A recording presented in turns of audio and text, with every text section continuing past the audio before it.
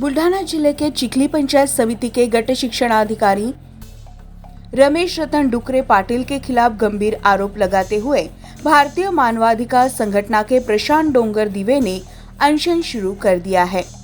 डोंगर दिवे का आरोप है कि वास्तविक दिव्यांगों को नजरअंदाज कर फर्जी दिव्यांग प्रमाण पत्र के आधार पर कुछ अधिकारियों ने शिक्षण व्यवस्था में ऊंचे पद हथिया लिए हैं। इसमें कथित रूप से राजनीतिक और आर्थिक ताकत का भी इस्तेमाल हुआ है। उन्होंने यह भी दावा किया है कि 2024 में पवित्र पोर्टल के माध्यम से सरकार द्वारा नियुक्त शिक्षण सेवकों को तय समय सीमाओं में नियुक्त न कर लाखों रुपए लेकर नियम विरुद्ध रूप से नियुक्तियां कराई गई। डोंगर दिवे ने जिलाधिकारी और मुख्य कार्यकारी अधिकारी को इस बाबत ज्ञापन भी सौंपा, परंतु कोई कार्रवाई न होने से उन्होंने बुल्ढाना में आमरण अनशन शुरू किया है।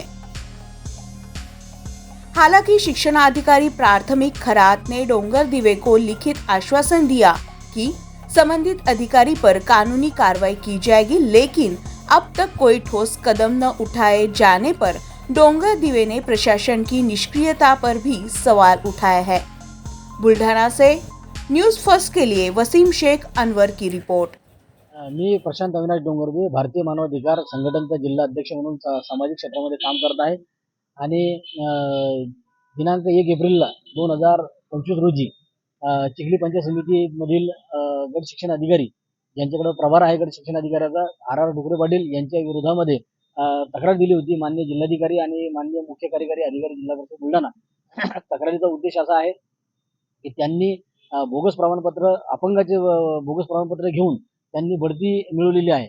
जसे शिक्षण विस्तार अधिकारी, केंद्र प्रमुख आणि आता गट शिक्षण अधिकारी असे 3 प्रभार त्यांनी मिळवलेले आहेत आणि एकाच दिवशी त्यांनी ज्या दिवशी ते शाळेवर हजर आहेत त्याच दिवशी त्यांनी अपंग प्रमाणपत्र काढलेलं आहे। यावरून ते सिद्ध होते की ते बोगस अपंग धारक आहेत आणि त्यांच्यामुळे जे खरे अपंग आहेत त्यांच्यावर त्यांनी अन्याय केलेला आहे, म्हणून त्यांच्यावर तात्काळ कारवाई झाली पाहिजे।